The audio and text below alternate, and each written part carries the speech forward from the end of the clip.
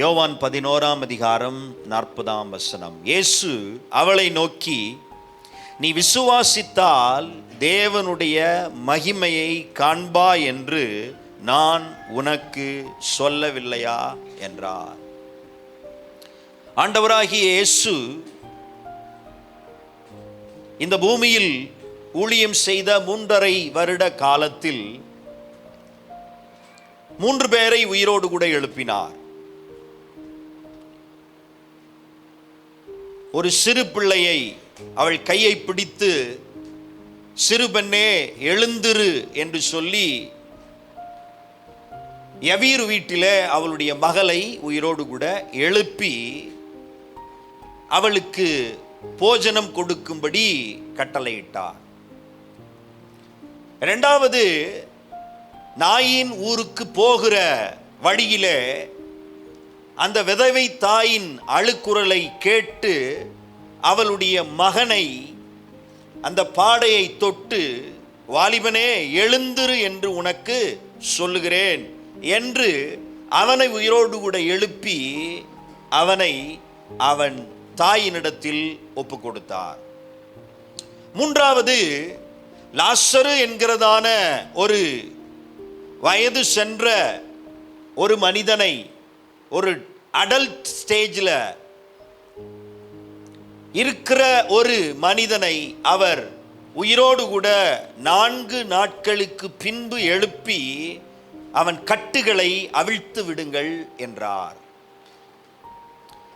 அப்ப ஆண்டவருடைய ஊழியத்தில் சிறு பிள்ளைகளையும் உயிரோடு எழுப்பினார், வாலிபனையும் உயிரோடு கூட எழுப்பினார், வயதில் முதிர்ந்த ஒரு நிலையில் இருந்த லாசருவையும் உயிரோடு கூட எழுப்பினார். அப்படி என்றால் தேவனுடைய ராஜ்யத்தில் சிறு பிள்ளைகளும் எழுப்பப்பட வேண்டியது அவசியம், வாலிபர்களும் எழுப்பப்பட வேண்டியது அவசியம், வயது முதிர்ந்த நிலைமையில் இருக்கிற ஒவ்வொருவரும் எழுப்பப்பட வேண்டியது அவசியம். எந்த கூட்டத்தினராய் இருந்தாலும் அவருடைய வார்த்தையினால் உண்டாகிற ஜீவன், உயிர்மீட்சி, எழுப்புதல் நமக்கு அவசியம். அப்படி ஆண்டவராகிய இயேசு எழுப்பின லாசருவை குறித்த ஒரு வேத பகுதி தான் நான் வாசித்த இந்த வேத பகுதி. லாசரு மரித்து விட்டான். அந்த இடத்திற்கு அவன் வியாதியாய் இருக்கும் பொழுதே வரவேண்டும் என்று அழைப்பு கொடுக்கப்பட்டது, ஆள் மூலமாய் சொல்லப்பட்டது. ஆனால் இயேசுவோ அவர்கள் விரும்பின நேரத்தில் வராமல் தாமதமாய் அங்கே வந்தார். அப்படி வந்த உடனே மார்த்தாள் அவரிடத்திலே சென்று அவரை பார்த்து, நீர் இங்கே இருந்திருந்தீரானால் என் சகோதரன் மரித்திருக்க மாட்டான் என்ற வார்த்தையை அவள் சொல்லி ஒரு உரையாடல் அங்கே நிகழ்கிறது. அந்த உரையாடலுக்கு பின்பு இயேசு 39ஆம் வசனத்தில் கேட்கிறார், இயேசு கல்லை எடுத்து போடுங்கள் என்றார். ஆண்டவர் கேட்கிறாரு, ஒரு நீண்ட சம்பாஷணை நடக்கிறது, அவனை எங்க வச்சிங்கன்னு கேட்டுட்டு இயேசு இப்ப என்ன சொல்றாருன்னா, கல்லை எடுத்து போடுங்கள். அப்படின்னா என்ன அர்த்தம்னா, என்ன பிரச்சனையை நீ சொல்லுகிறாயோ, எந்த ப்ராப்ளத்தை குறித்து நீ பேசுறாயோ அதை நான் டீல் பண்ணிக்கிறேன், நான் பார்த்துக்கிறேன், கல்லை எடு அப்படின்னு இயேசு சொல்றார். பிரச்சனையை நான் பார்த்துக்கிறேன், கல்லை எடுத்துரு. நீ எந்த லாசரு செத்துட்டான்னு சொல்றியோ அந்த லாசருக்கு நான் என்ன செய்யணும்னு திட்டம் பண்ணி இருக்கிறேனோ அதை நான் செய்ய போறேன், கல்லை எடுத்துரு. நீ எதை குறித்து வேதனைப்பட்டு கொண்டிருக்கிறாயோ அந்த வேதனையை மாற்றும்படிக்குத்தான் நான் இப்பொழுது வந்திருக்கிறேன், கல்லை எடுங்கள் என்று அவர் சொல்றாரு. ஆனா மரித்தவனுடைய சகோதரியாகிய மார்த்தாள் அவரை நோக்கி, ஆண்டவரே இப்பொழுது நாருமே 4 நாள் ஆயிற்றே என்றார். அப்பதான் இயேசு பதிலுக்கு இந்த வார்த்தையை சொல்லுகிறார், நீ விசுவாசித்தால் தேவனுடைய மகிமையை காண்பாய். ஒரு மரண வீட்டில், துக்க வீட்டில் இழப்பு நேரிட்டிருக்கிற ஒரு வீட்டில் இயேசு இந்த வசனத்தை பேசுகிறார். நீ விசுவாசித்தால் தேவனுடைய மகிமையை காண்பாய் என்ற வார்த்தையின் அடிப்படையில் அநேக பிரசங்கங்களை கேட்டிருப்போம். சுவிசேஷ கூட்டத்தில் கேட்டிருப்போம், எழுப்புதல் கூட்டங்களில் கேட்டிருப்போம், ஞாயிற்றுக்கிழமை ஆராதனையில் கேட்டிருப்போம், பல்வேறு விதமான கூடுகைகளிலே நாம் கேட்டிருப்போம். ஆனால் ஒரு சாவு வீட்டில், ஒரு துக்க வீட்டில், ஒரு மரண வீட்டில் இந்த வசனத்தை வைத்து பிரசங்கிக்கிற பிரசங்கங்களை நீங்க கேட்டிருக்கிறீங்களான்னு தெரியல. ஆனா இந்த வசனத்தை நீங்க கவனித்தால் அது ஒரு மரண வீடு. சகோதரனை இழந்து 2 சகோதரிகள் தவிக்கிறார்கள். அந்த இழப்பின் நிமித்தம் இன்னும் அந்த வீட்டினுடைய துக்கம் கூட மாறவில்லை. அந்த ஊரினுடைய துக்கம் கூட என்ன செய்யல, மாறல. அது ஒரு சின்ன கிராமம். எல்லாரும் இன்னும் அந்த துக்க மோட்ல தான் இருக்கிறாங்க. இயேசு வந்த உடனே எல்லாரும் அழ ஆரம்பிச்சிட்டாங்க. இயேசுவும் அழுகிறார். அப்படிப்பட்ட ஒரு நிலைமையிலேயே மரணம் நிகழ்ந்திருக்கிற வீட்டில் இயேசு சொல்லுகிற வார்த்தை, நீ விசுவாசித்தால் தேவனுடைய மகிமையை காண்பாய். இந்த வசனத்தை கொண்டு ஆண்டவர் கொஞ்ச நாளா இந்த 11ஆம் அதிகாரத்திலிருந்து தொடர்ந்து என்னோடு கூட இடைப்பட்டு கொண்டே இருக்கிறார். அதை தான் உங்களோடு கூட பகிர்ந்து கொள்ளும்படிக்கு நான் விரும்புகிறேன். நீ விசுவாசித்தால் தேவனுடைய மகிமையை காண்பாய். மரணம் என்கிற ஒரு வீட்டில் இயேசு மகிமை என்கிற ஒரு காரியத்தை பேசுகிறார். நாம் எல்லாரும் மரணத்தை இழப்போடு பேசுவோம், நாம் எல்லாரும் மரணத்தை பிரிவோடு கூட பேசுவோம், நாம் எல்லாரும் மரணத்தை துக்கத்தோடு பேசுவோம். ஆனால் இயேசு மரணத்தை எதோட கனெக்ட் பண்ணி பேசுறார்னா மகிமையோடு கனெக்ட் பண்ணி பேசுறார். ஆனா இயேசு மரண வீட்டில் மகிமையை பேசுகிறவர். நீங்கள் நானும் ஆராதிக்கிற ஆண்டவர் நாம் நினைக்கிறபடி நினைக்கிறவர் அல்ல, நாம் யோசிக்கிறபடி யோசிக்கிறவர் அல்ல. அதனாலதான் வேதம் சொல்லுகிறது, உன் நினைவுகள் என் நினைவுகள் அல்ல, உங்கள் வழிகள் என் வழிகளும் அல்ல. வானத்துக்கும் பூமிக்கு எவ்வளவு தூரமோ அவ்வளவு உங்கள் நினைவுகளுக்கும் உங்கள் வழிகளுக்கும் என் நினைவுகளுக்கும் என் வழிகளுக்கும் பெரிய வித்தியாசம் இருக்கிறது என்று ஆண்டவர் சொல்லி இருக்கிறார் ஏசாயாவிலே. அப்படிப்பட்ட தேவன் நமக்கு இருக்கிறபடியால் கரங்களை உயர்த்தி அல்லேலூயா சொல்லலாமா? நம்ம யோசிக்கிற மாதிரி அவர் யோசிக்காத ஆண்டவராக இருக்கிறபடினால தான் நாம் எல்லாரும் ஆசீர்வதிக்கப்பட்டிருக்கிறோம். ஏன்னா நாம் எல்லாரும் எப்பொழுதும் நம்முடைய சூழலில் இருந்து தான் யோசிப்போம். அதனால தான் அவங்க 2 பேரும், மார்த்தாலும் மரியாளும் பேசி வச்சாங்களோ என்னவோ தெரியல, 2 பேரும் ஒரே ஸ்டேட்மெண்ட்டை இயேசுவை பார்த்த உடனே சொல்றாங்க. மார்த்தாள் இயேசுவை பார்த்த பொழுது மரியாள் இல்லை, அவள் வேற ஒரு இடத்துல இருக்கிறா. அதுக்கப்புறம் போய் போதகர் வந்திருக்கிறார், உன்னை அழைக்கிறார் என்று சொன்ன உடனே மரியாளும் அவரிடத்துல வருகிறாள். ஆனா 2 பேரும் அவரை பார்த்த உடனே சொன்னது மட்டும் ஒரே ஸ்டேட்மெண்ட், நீர் இங்கே இருந்திருந்தீரானால் என் சகோதரன், நீங்க இருந்திருந்தீங்கன்னா இது நடந்திருக்காது. ஆனா இயேசு சொல்றாரு, நீ விசுவாசித்தால் தேவனுடைய மகிமையை காண்பாய். ஆண்டவர் இன்றைக்கு இந்த வசனத்திலிருந்து நம்மோடு பேச விரும்புகிற 3 காரியம், நீ காண்பாய், 2வது விசுவாசித்தால் காண்பாய், 3வது மகிமையை காண்பாய். ஆண்டவராகிய இயேசு மார்த்தாளை பார்த்து பேசுகிற வார்த்தை, மார்த்தாளை பார்த்து இயேசு எதுக்கு பேசுறாருன்னா, உன் பிரச்சனையை நான் சால்வ் பண்றேன்னு பேசுறாரு. ஆனா மார்த்தாள் நம்ம டிக்கெட்டு, அது நம்மள மாதிரி கேஸ். அது என்ன பேசுதுன்னா, இயேசு சொல்றார் கல்லை எடுத்து போடுங்க. அப்படின்னா என்ன அர்த்தம்னா, I will see to it, அப்படின்னா நான் பார்த்துக்கிறேன், நான் டீல் பண்ணிக்கிறேன், நான் என்னன்னு பார்க்கிறேன் அப்படின்றாரு. ஆனா மார்த்தாள் என்ன தெரியுமா சொல்றா, இப்பொழுது நாருமே 4 நாள் ஆயிற்றே. இப்பொழுது பிரசன்ட் டென்ஸ். இப்ப என்ன பண்ண போறீங்க? நாங்க கூப்பிட்டப்பே வந்திருந்தா வியாதிய சுகமாக்கிருக்கலாம். ஆனா இப்பொழுது என்ன பண்ண போறீங்க அப்படின்றான்.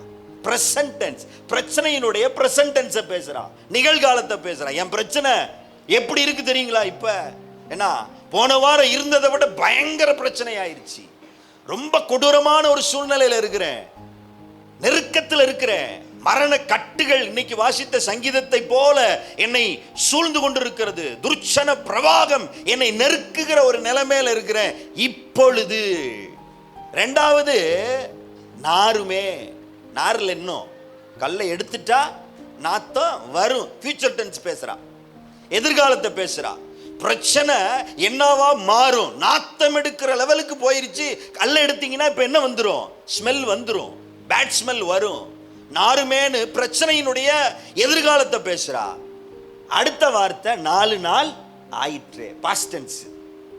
நீ இறந்த காலத்தை பேசுறா, கடந்த காலத்தை பேசுற. என்ன 4 நாள் ஆகி போச்சு, இப்ப போய் கல் எடுக்க சொன்னா பயங்கர குப்புன்னு வாட வரும். பிரச்சனையினுடைய நிகழ்காலத்தை பேசுறா, பிரச்சனையினுடைய எதிர்காலத்தை பேசுறா, பிரச்சனையினுடைய கடந்த காலத்தை பேசுறா. ஆனா இயேசு பிரச்சனையை தீர்க்க பேசுறார். நம்ம எப்பொழுதுமே ஆண்டவர்கிட்ட போனோம்னா பிரச்சனையினுடைய தீவிரத்தை பேசுவோம், பிரச்சனையினுடைய உச்சத்தை பேசுவோம், பிரச்சனையினுடைய அதிகபட்ச விளைவை குறித்து பேசுவோம். ஆனா ஆண்டவர் எதை குறித்து பேச விரும்புறார்னா, உன் பிரச்சனையை தீர்க்கிறதுக்கு தான் நான் உன்னைய என் சமூகத்துக்கு கொண்டு வருகிறேன். பிரச்சனையினுடைய கடந்த காலத்தை பேசுறதுனால ஒன்றும் இல்லை, பிரச்சனையினுடைய எதிர்காலத்தை பேசுறதுனால ஒன்றும் இல்லை, பிரச்சனையினுடைய எதிர்கால அல்லது நிகழ்காலத்தை குறித்து பேசினாலும் ஒன்றும் இல்லை. Past tense, present tense, future tense, எல்லா டென்ஸை பேசினாலும் நம்மளால ஒன்றும் செய்ய முடியாது. எல்லா டென்ஸையும் பேசி டென்ஷன் தான் ஆகும். ஆனா கர்த்தர் கல்லை எடுத்து போடுங்கள். நான் ஒரு திட்டத்தோடு வந்திருக்கிறேன், என் மனசுல ஒரு ஐடியாவோட வந்திருக்கிறேன். இந்த பிரச்சனையை எப்படி என்ன செய்ய வேண்டும் என்று எனக்கு தெரியும். நான் பிரச்சனையை தீர்க்க பேசும் பொழுது, மார்த்தாளே நீ ஏன் உன் பிரச்சனையை குறித்து பேசிக் கொண்டிருக்கிறாய்? மார்த்தாளை போல பிரச்சனையை குறித்தே அநேக காரியங்களை குறித்து கவலைப்பட்டு கலங்குகிற ஒரு நிலையில நீங்க வந்திருந்தீங்கன்னா, இன்னைக்கு உங்களை பார்த்து கர்த்தர் பேசுற காரியம் என்னன்னா, உன் பிரச்சனையை தீர்க்க திட்டத்தோடு, உன் பிரச்சனையை தீர்க்க வல்லமையோடு, உன் பிரச்சனையை தீர்க்க ஒரு குறிப்பிட்ட நேரத்திலே திட்டமிட்டு அந்த கல்லறைக்கு முன் நிற்கிற நான் பிரச்சனையை தீர்க்க கல்லை எடுங்கள் என்று சொல்லும் போது, நீ ஏன் உன் பிரச்சனையை குறித்து சிந்திக்க வேண்டும்? மார்ட்டின் லூதர் ஒரு நாள் ரொம்ப துக்கத்தோட உட்கார்ந்து இருக்கிறத பார்த்து அவங்க மனைவி வீட்டுக்குள்ள போயிட்டு கருப்பு ட்ரெஸ்ஸை போட்டுட்டு வந்தாங்களாம். பார்த்த உடனே இவர் திடீர்னு ஷாக் ஆகி, ஏன்னா அவங்க கலாச்சாரத்தில் கருப்பு ட்ரெஸ் போட்டால் துக்க வீட்டுக்கு போறோன்னு அர்த்தம், யாரை செத்து போயிட்டாங்கன்னு அர்த்தம். உடனே இவர் பதட்டப்பட்டு, யார் செத்துட்டா, என்ன எங்கிருந்து டெத் நியூஸ் வந்துச்சு அப்படின்னு கேட்டா, அந்த அம்மா சொன்னிச்சான், ஏசு செத்து போயிட்டார் அப்படின்னு. இவர் ஏசு செத்து போயிட்டாரா? அவர் தான் 3ஆவது நாள் உயிரோடு எந்திரிச்சிட்டாரு. அப்ப கேட்டாங்களா, அவர் 3ஆவது நாள் உயிரோடு எந்திரிச்சிட்டாருன்னா அப்புறம் ஏன் நீங்க இவ்வளவு சோகமா உட்கார்ந்துருக்கிறீங்க? நீங்க உட்கார்ந்து இருக்கிறத பார்த்தோன்னே ஏசு செத்து போயிட்டாருன்னு நினைச்சிட்டு தான் நான் என்ன செஞ்சேன், அவர் உயிரோடு இருக்கையில் நான் ஏன் துக்க முகமாய் இருக்க வேண்டும்? அதனாலதான் பக்தன் சொல்லுகிறான், because he lives I can face tomorrow, because he holds my future I can face my tomorrow. அவர் ஜீவிப்பதால் என்னுடைய நாளையை நான் தைரியமா சந்திப்பேன்.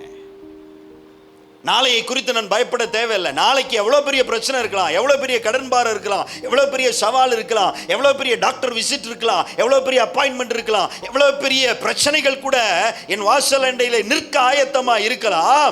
ஆனால் நான் எனக்கு முன் நிற்கும் பிரச்சனையை பார்க்கிறவன் அல்ல, ஆனா அந்த பிரச்சனைக்கு முன் நிற்கும் கல்லை எடுத்து போடுங்கள் என்று சொல்லுகிற கர்த்தரை பார்க்கிறேன் நான்.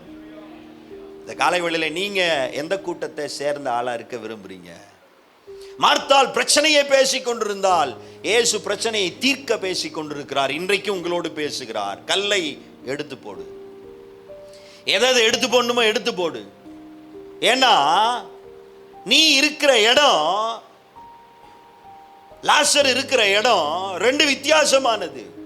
அதனாலதான் முதல் வார்த்தை நீ காண்பாய். அந்த நீ அப்படின்ற வார்த்தை ரொம்ப ஆழமான வார்த்தை. ஆண்டவர் என்னோடு கூட இடைப்பட்டார். அந்த வார்த்தை என்னோடு கூட, நீ பார்க்கிறப்ப அந்த வார்த்தை நீன்னு சாதாரணமா இருக்கும், ஏன்னா அடிக்கடி நம்ம யூஸ் பண்ற வார்த்தை. ஆனா மார்த்தாளை பார்த்து இயேசு சொல்லுகிறார், நீ விசுவாசித்தால் தேவனுடைய மகிமையை காண்பாய். முதல் வார்த்தை நீ காண்பாய். மார்த்தாளே, உனக்கு லாசரு முக்கியம், மரியாளே உனக்கு லாசரு முக்கியம், மார்த்தாலே மரியாளே உங்க மைண்ட் ஃபுல்லா லாசரு, உங்க மைண்ட் ஃபுல்லா மரணம், உங்க மைண்ட் ஃபுல்லா கண்ணீர், உங்க மைண்ட் ஃபுல்லா இழப்பு. ஆனா என் மைண்ட் ஃபுல்லா நீங்க ரெண்டு பேரும். மரித்தவனை குறித்து நீங்க நினைச்சிட்டு இருக்கிறீங்க, ஆனா நான் மரித்தவன் அல்ல, உயிரோடு இருக்கிற உங்களை குறித்து நான் நினைச்சுக்கிட்டு இருக்கிறேன். நீ இழந்தவைகளை குறித்து நீ எண்ணிக்கொண்டிருக்கிறாய், ஆனா இழக்காமல் உயிரோடு இருக்கிற உன்னை குறித்து நான் சிந்திக்கிறேன். நீ எனக்கு முக்கியம். மார்த்தாலே மரியாளே நீ எனக்கு முக்கியம், உங்களுக்கு லாசரு முக்கியம், அதனாலதான் ஃபீலிங்ல இருக்கிறீங்க. உங்களுக்கு உங்க சகோதரன் முக்கியம், அதனாலதான் துக்கத்தில் இருக்கிறீங்க. ஆனா நான் வந்திருப்பது உங்க ரெண்டு பேரையும் மைண்ட்ல வச்சு நான் வந்திருக்கிறேன். நீ விசுவாசித்தால் தேவனுடைய மகிமையை காண்பாய். மார்த்தாலே நீ இருக்கிற இடம் உயிர் உள்ளவர்கள் இருக்கிற இடம், ஆனா உன் சகோதரன் இருக்கிற இடம் மரித்தவர்கள் இருக்கிற இடம். நீ இருக்கிற இடத்திலிருந்து அவனோடு நீ பேச முடியாது, அவனாலும் நீ பேசுகிறதை கேட்க முடியாது. உனக்கும் அவனுக்கு ஒரு பெரிய வித்தியாசம் இருக்கிறது. நீ கூப்பிட்டா அவன் கேட்க முடியாது, கேட்கிற நிலைமையில இல்ல. ஆனா நான் கூப்பிட்டா அவன் கேட்பான், நான் அவனை பேர் சொல்லி கூப்பிட முடியும். ஏன்னா நீ நினைக்கிற லாசர் இந்த கல்லறைக்குள்ள இருக்கிறான்னு, ஆனா அவன் உடம்பு மட்டும்தான் இங்க இருக்குது. ஆனா உண்மையான லாசர் எங்க இருக்கிறான்னு எனக்கு தெரியும். அந்த இடத்துல என் வார்த்தைக்கு அதிகாரம் உண்டு, அந்த இடத்திற்கு என் வார்த்தை போக முடியும். ஆகையால் நான் அந்த கல்லறைக்கு முன்னாடி நின்று லாசருவை கூப்பிட வல்லமையுடையவன். அதனால செத்த லாசருவை என்கிட்ட விட்டுரு, நாரி போயிருக்க லாசருவை என்கிட்ட விட்டுரு, உன் பிரச்சனையை என்கிட்ட கொடுத்துரு. நான் வந்திருக்கிறது உன் பிரச்சனைக்காக இல்ல, அது ரெண்டாவது. நான் வந்திருக்கிறது உயிரோட இருக்கிற மார்த்தாலே மரியாளே உனக்காக நான் வந்திருக்கிறேன். நீ விசுவாசித்தால் தேவனுடைய மகிமையை காண்பாய். இன்னைக்கு உங்களை பார்த்து கர்த்தர் பேசுறார், நீ எனக்கு முக்கியம். உன்னோட சண்டை போடுறவன் எவ்வளவு பெரிய ஆளா இருந்தாலும் சரி, அவனை விட்டுரு, நீ எனக்கு முக்கியம். ஏன்னா உன்னோட சண்டை போடுற ஆளை நீ பெருசா நினைச்சு பேசுற, உன்னோடு போராடுகிறவளை குறித்து நீ பேசுகிற, ஏசாவை குறித்து நீ பேசுகிற யாக்கோபே. ஆனா எனக்கு ஏசா ஒரு மேட்டர் இல்ல, உன் பேர் என்ன? அப்படின்னா என்ன அர்த்தம்? நீ யாரு? ஏசா அப்படிப்பட்டவன், பயங்கரமா வேட்டையாடுறவன், மிருகத்தையே ஒரு அடியில் அடிச்சிருவான். இப்ப பல நாள் கோபத்தோடு பழிவாங்கிற வேகத்தோடு அவன் வந்துட்டு இருக்கிறான். என்னை எப்படி அடிப்பான்னு தெரியாது, ஏன்னா கொஞ்ச நெஞ்சு அவனை ஏமாத்தல. நான் கூலை போட்டு அவன்கிட்ட சேஷபுத்திர பாகத்தை பிடிங்கி இருக்கிறேன், வேஷத்தை போட்டு அப்பா கிட்டேருந்து அவனுக்கு கிடைக்க வேண்டிய ஆசீர்வாதத்தையும் ஆட்டையை போட்டு வந்திருக்கிறேன். இப்படி எல்லாம் செஞ்ச பல நாள் கோபம் பழி வாங்குகிற என்ன அவன் மனசுல இருக்குது. ஏசா இப்படி பண்ணிடுவான் அப்படி பண்ணிடுவான். அவன் ரொம்ப முரடு, காட்டிலே இருந்தவன், மிருகத்தோடு பழகினவன். அதனால அவன் கைக்கு என்ன தப்புவீன்னு ஏசாவை பத்தி இவன் புலம்புறப்ப ஆண்டவர் ஏசா விட்டாரு. யாக்கோபு நீ யாரு? உன் பேரு? நீ ஏசாவை பத்தி பேசாத, நான் உன்னையோட டீல் பண்ண வந்திருக்கிறேன். அதுக்கப்புறம் அவன் சொல்றான், நான் யாக்கோபு. பிரச்சனை சால்வ் ஆயிடுச்சு. மார்த்தாலும் மரியாளும் லாசருவை குறித்து எண்ணிக்கொண்டிருக்கும் பொழுது இயேசு சொன்ன வார்த்தை, நீ காண்பாய். மார்த்தாலே நீ காண்பாய். ஏன் நீ காண்பாய் நான் சொல்றேன் தெரியுமா? மார்த்தாலே பெத்தானியா என்கிற கிராமத்துக்கு லூக்கா 10 அதிகாரம் கடைசி பகுதியில் நீங்க வாசித்தால், பெத்தானியா என்கிற ஒரு கிராமத்திற்கு இயேசு வந்தபோது மார்த்தாள் என்கிற ஒரு பெண் அவளை அவர் வீட்டிலே ஏற்றுக்கொண்டாள். பெத்தானியா என்கிற கிராமத்துக்கு இயேசு வந்த பொழுது இயேசுவுக்கு தன் வீட்டிலே இடம் கொடுத்தவள், அவரை தன் வீட்டிலே ஏற்றுக்கொண்டவள் இந்த இதே இயேசுதான் சொல்லி இருக்கிறார், ஆகாயத்து பறவைகளுக்கு கூடுகள் உண்டு, நரிகளுக்கு குழிகள் உண்டு, மனுஷகுமாரனுக்கோ தலை சாய்க்க இடமில்லை என்று சொன்ன அதே இயேசுதான் இடமில்லை, பல இடத்துல அவருக்கு இடம் இல்லதான். அவர் பிறக்க வந்த போதே சத்திரத்தில் இடமில்லை என்று விட்டார்கள். ஏன்னா அநேக இடத்துல அவருக்கு இடம் புறக்கணிக்கப்பட்டது, இடம் கொடுக்கப்படவில்லை. சொந்தமானதிலே வந்தார், சொந்தமானவர்களோ அவரை ஏற்றுக்கொள்ளவில்லை என்று யோவான்ல சொல்லப்பட்டிருக்கிறது. யூதர்கள் புறக்கணித்தார்கள். ஏன்னா யூத ஜனங்கள் அவர் வாழ்ந்த நாட்களில் அவருக்கு இடத்தை கொடுக்கவில்லை. சத்திரக்காரன் புறக்கணித்தான். இப்படி பல இடங்களிலே இயேசு புறக்கணிக்கப்பட்டாலும் ஒரு கிராமத்தில் அந்த பிசாசு பிடித்த மனிதனிடமிருந்து அந்த பிசாசை விரட்டி பன்றிகள் எல்லாம் செத்து போனதுனால அவங்க சொல்லிட்டாங்க, இந்த இடத்தை விட்டு புறக்கணிக்கப்பட்ட இயேசுதான். ஆனா பெத்தானியா என்கிற அந்த சின்ன கிராமத்துக்குள்ளே வந்தபோது தாய் தகப்பனற்ற வீடு தான் அந்த வீடு. ஏன்னா தாயை குறித்து தகப்பனை குறித்து வேதாகமத்தில் நமக்கு எந்த பதிவும் இல்லை. ஒருவேளை தாய் தகப்பன் இல்லாத அனாதைகளாய் இந்த லாசரு, மரியாள், மார்த்தாள் என்கிற குட்டி குடும்பம் ஒரு சின்ன வீட்டில் யாரும் அறியாத அந்த கிராமத்தில் வாழ்ந்து கொண்டிருந்தாலும் கூட இது ஒரு ஏழை வீடு தான், அனாதைகள் இருக்கிற வீடு தான். யாருக்குமே இந்த வீட்டை குறித்து அதிக அக்கறை இல்லதான். ஒரு பிரபல்யமற்ற வீடுதான், துணையற்ற கதியற்ற ஒரு பெரிய ஆசீர்வாதங்களோ நன்மைகளோ இல்லாத ஒரு அற்பமான வீடுதான். ஆனா வேதம் சொல்லுகிறது, இயேசு அந்த பெத்தானியா என்கிற கிராமத்திற்கு வந்தபோது மார்த்தாள் தன்னுடைய வீட்டை அவர் இருக்கக்கூடிய தங்கக்கூடிய வாசஸ்தலமாய் மாற்ற வேண்டும் என்கிற ஒரு எண்ணம் அவளுக்குள் இருந்தபடியால், மார்த்தாளே அந்த பெத்தானியா என்கிற கிராமத்திலே உன்னுடைய அற்ப அந்த வீட்டில் எல்லாவற்றிற்கும் மேலாய் அதிகாரத்தில் இருக்கிற ஒரு ராஜாதி ராஜா நான் என்கிறதை அறியாமலே, என்னை குறித்த விசுவாசம் பெரிதும் இல்லாமலே, நான் யார் என்கிறதான புரிதல் இல்லாமலே நீ என்னை உன் வீட்டிலே ஏற்றுக்கொண்டபடியால் மார்த்தாளே நீ காண்பாய். Why the difference? ஏன் அவங்களுக்கு நமக்கு ஒரு பெரிய வித்தியாசத்தை கர்த்தர் உண்டு பண்ணுகிறார் என்றால், நான் இயேசுவை என் உள்ளத்திலே ஏற்றுக்கொண்டவள். ஏன்னா யாரெல்லாம் அவரை விசுவாசிக்கிறார்களோ அத்தனை பேரும் அவருடைய பிள்ளைகளாகும்படி என்ன கொடுத்திருக்கிறாரா? அதிகாரம் கொடுத்திருக்கிறார். அப்படின்னா என்ன அர்த்தம்? நான் ஆண்டவருடைய பிள்ளையா இருக்கிறதே எனக்கு ஒரு அதிகாரத்தை கொடுக்கிறது. அப்படின்னா என்ன அர்த்தம்? இந்த உலகத்தில் ஆண்டவர் எனக்கு லைசன்ஸ் கொடுக்கல, உரிமம் கொடுக்கல, எனக்கு அதிகாரத்தை கொடுத்திருக்கிறார். இந்த தேவனுடைய பிள்ளையா இருப்பது என்னுடைய அடையாளம் மாத்திரம் அல்ல, தேவனுடைய பிள்ளையா இருப்பது என்னுடைய அதிகாரம். அதனாலதான் நான் எதை பேஸ் பண்ணாலும், எந்த பிரச்சனையை சந்தித்தாலும் எந்த அதிகாரத்தில் சந்திக்கணும்? நான் தேவனுடைய பிள்ளை என்கிற. மார்த்தாளே நீ காண்பாய், காரணம் நீ என்னை ஏற்றுக்கொண்டவள், எனக்கு நீ இடம் கொடுத்தவ. அடுத்து மரியாளை பார்த்து பேசுறார், மரியாளே நீ காண்பாய், நீ காண்பாய், காரணம் உன் சகோதரி என்னை ஏற்றுக்கொண்டவள் என்றால் நீ அதை விட ஒரு படி மேலே போய் நீ என் பாதத்தை பற்றி கொண்டவள். மார்த்தாள் வீட்டில் இடம் கொடுத்தாள், ஆனா நீயோ நான் இருக்கிற என் பாதத்தண்டைக்கு வந்து என்னை பற்றி கொண்டவள். வீட்டில் இடம் கொடுத்தது மார்த்தாள், ஆனா அவருடைய பாதத்திலே அமர்ந்து அவருடைய வசனத்தை கேட்டுக்கொண்டிருந்தவள் மரியாள். மரியாளே நீ காண்பாய், காரணம் நீ என் பாதத்தை பற்றி கொண்டவள். அதுவும் இந்த மரியாளை எப்ப பார்த்தீங்கன்னாலும் அவ அட்ரஸே எதுதான்னா இயேசுவின் பாதம் தான். மார்த்தாள் அநேக காரியங்களை குறித்து கவலைப்பட்டு கலங்கி கிச்சன்ல பயங்கர வேலை நடக்குது.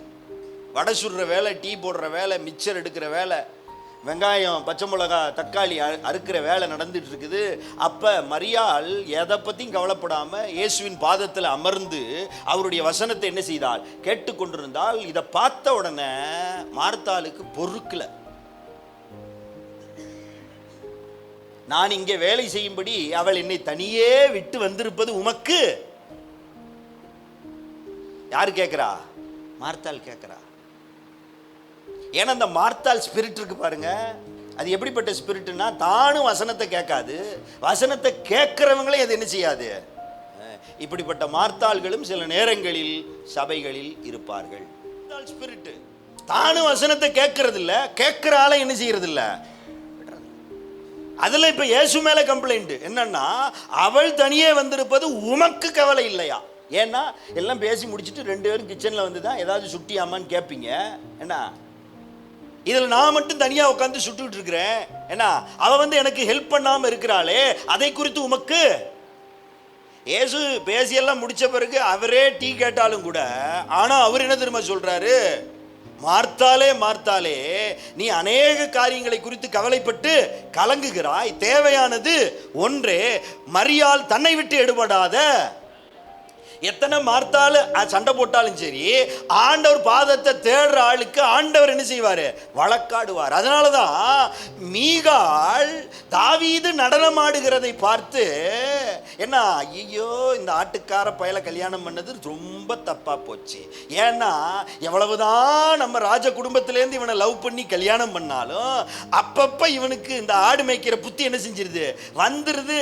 நம்ம ராயல் ஃபேமிலியா இருக்கிறோம், ஆனா இவன் ஆட்டுக்கார பயன்றதை என்ன காமிச்சிட்டானே, இன்னைக்கு எல்லாருக்கும் முன்னாடி இப்படி கேவலமா ஆடுறானேன்னு சொல்லி அவன் தேவ சமூகத்தில் உடன்படிக்கை பெட்டி வருகிறதை பார்த்து தன் தகுதியை மறந்து, தன் ராஜா என்கிறதை மறந்து, தன் ராஜஸ்தானத்தை மறந்து, அவன் இருதயத்தின் ஆழத்திலிருந்து சமஸ்த இஸ்ரவேலுக்கும் கரவல் ஆடுகளின் பின்னாக திரிந்த என்னை ஆண்டவர் ராஜாவாக மாற்றியிருக்கிறாரே என்கிற நன்றி உணர்வோடு கூட அவன் ஆடுகிற ஆட்டத்தை பார்த்து மீகாள் நிந்தித்தாள். நிந்திச்சவ நிந்திக்கிறப்பவே கர்த்தர் அவனுக்காக வழக்காடி அவள் கற்பத்தை அடைத்து போட்டார். அப்படின்னா என்ன அர்த்தம்? மார்த்தாள் மாதிரி பார்ட்டிங்கள் எல்லாம் ஆண்டவர் அடைச்சிருவார். ஆண்டவரை ஆராதிக்கிறவங்க, ஆண்டவரை துதிக்கிறவங்க, ஆண்டவரை தேடுறவங்களை பார்த்து மனதிலே நிந்திக்கிறவர்கள், வசைபாடுகிறவர்கள், குறை கூறுகிறவர்கள், விமர்சனம் சொல்லுகிறவர்களை பார்த்து ஆண்டவர் கோபம் கொள்ளுகிறவராயிருக்கிறார். கடைசி வரைக்கும் ஆண்டவர் மீகாளுடைய கற்பத்தை என்ன செஞ்சாரு? ஏன்னா தாவீதுக்கு தான் தெரியும் அவ ஆடுற ஆட்டத்தோட. இன்னைக்கு நிறைய பேர் ஆடுறாங்க, ஆடுறவங்கெல்லாம் ஆடி போயிருக்கிறாங்க. அப்படி ஆடுகிற எல்லாருமே சொல்லும் பொழுது என்ன சொல்லுவாங்க, தாவீது ஆடினான், நாங்க ஆடுறோன்னு. ஆனா தாவீது மாதிரி ஆட முடியாது. ஏன்?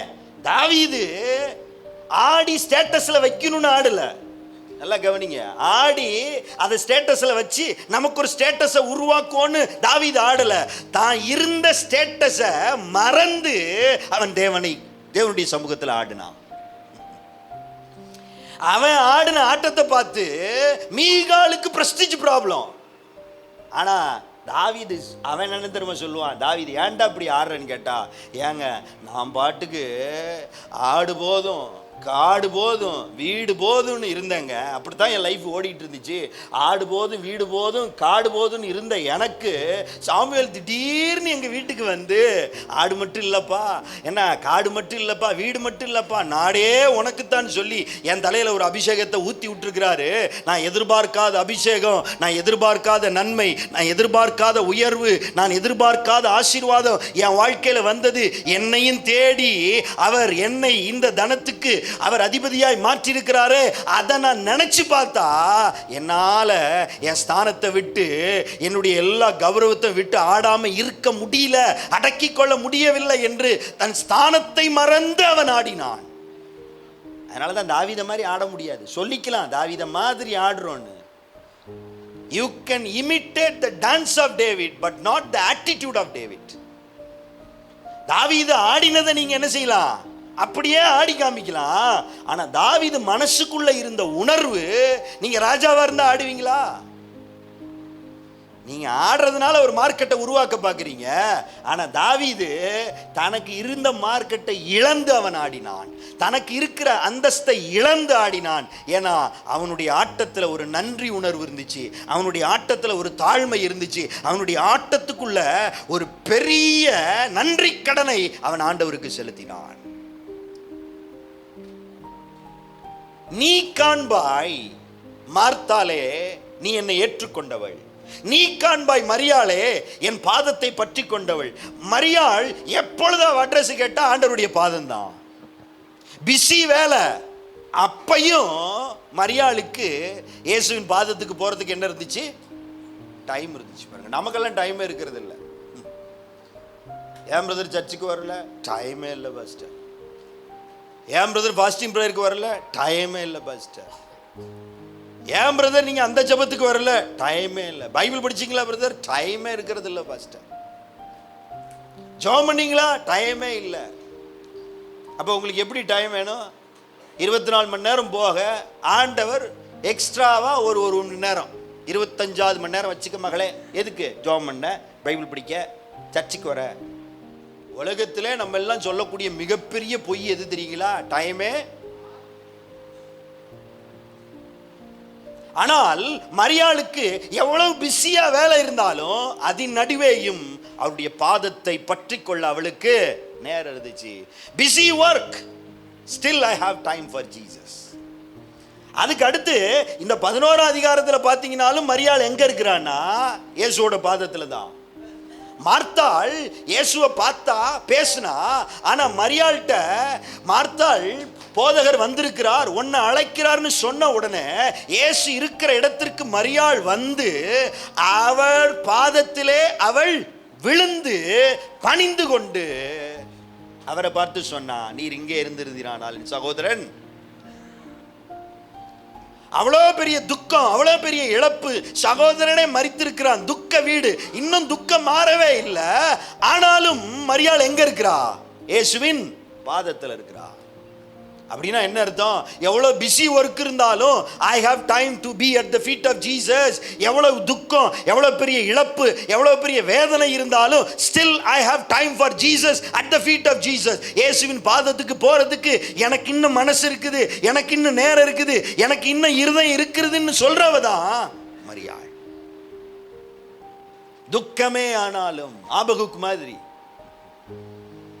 தொழுவத்தில் மாடு இல்லாம போனாலும் சரி, மந்தையில் ஆடு இல்லாமல் போனாலும் சரி, தானியம் விளையாமல் போனாலும் சரி, திராட்சை செடி பலன் கொடாமல் போனாலும் சரி, எது நடந்தாலும் நடக்காம போனாலும் சரி, என் ரட்சிப்பின் தேவனுக்குள் நான் களி கூறுவேன் என்று சொல்லுகிற ஒரு மனநிலை தான் மரியாள். எவ்வளவு துக்கம் இருந்தாலும் I will be at the feet of.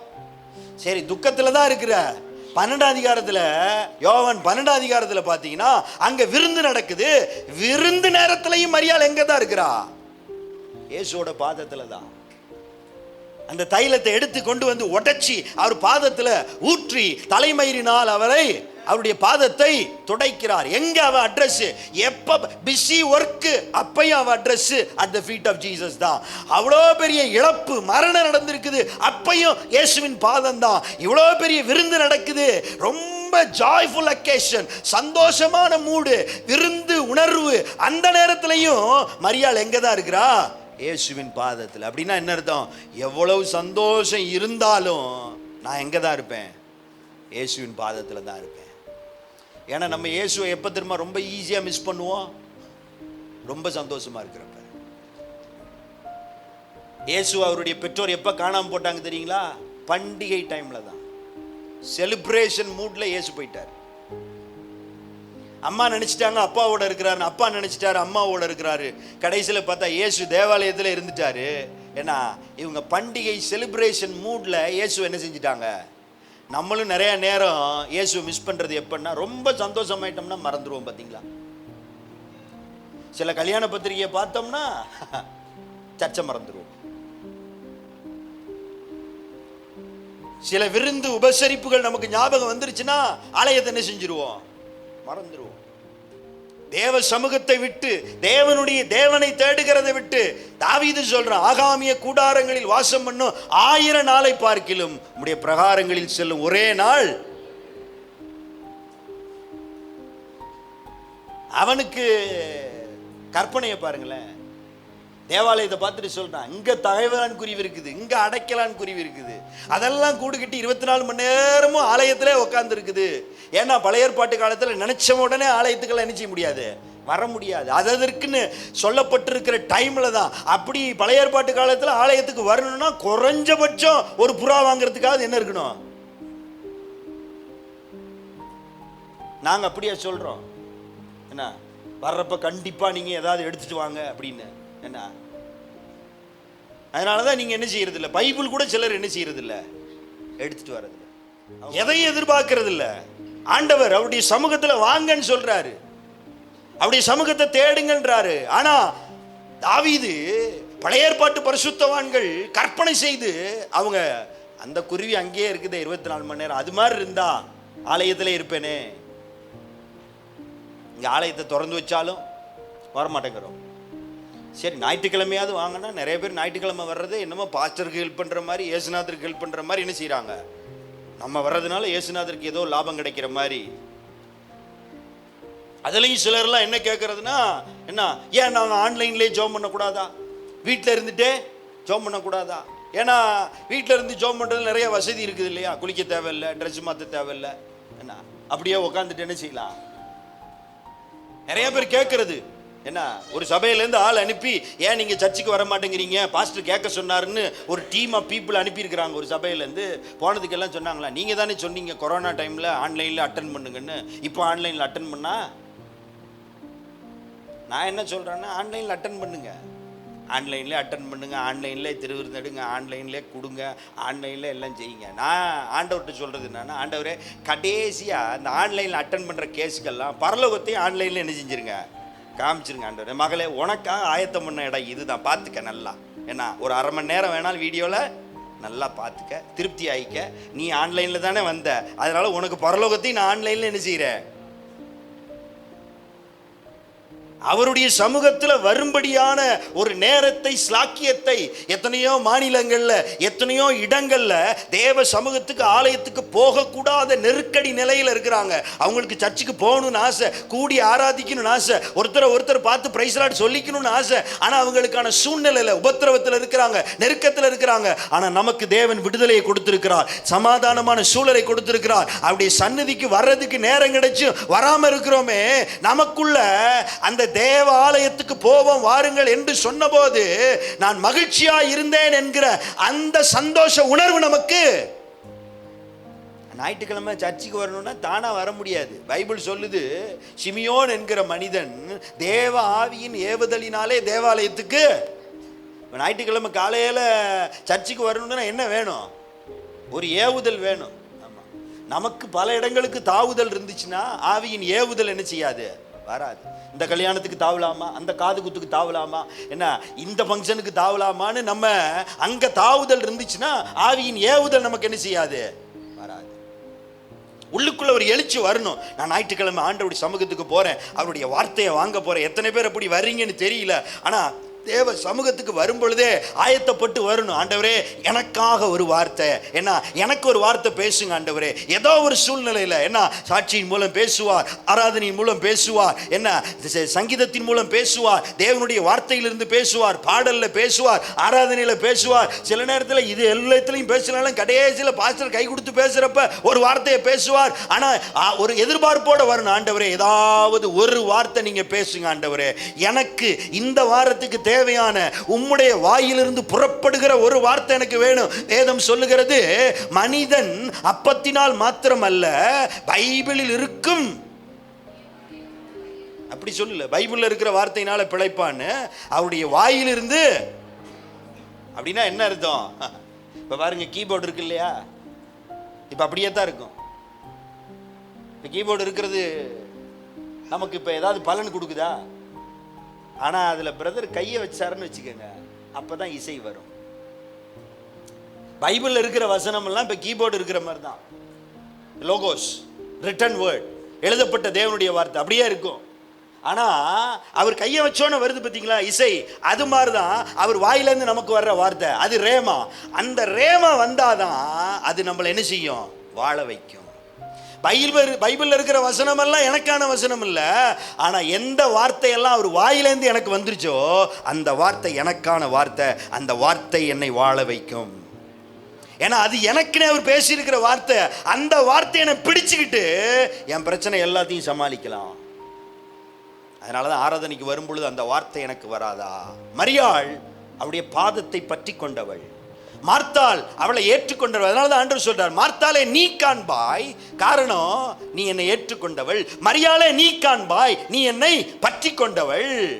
லாசருவே நீயும் காண்பாய், நீ செத்து போயிட்ட, ஆனா இவங்க 2 பேர் பார்க்கறத விட என் மகிமையை பர்சனலா பார்க்க போறவன் கல்லறையில இருக்கிற நீ தான். செத்து போயிட்ட ஆனாலும் நீ பார்ப்ப, மரித்த நிலைமையில் இருக்கிற ஆனாலும் நீ பார்ப்ப.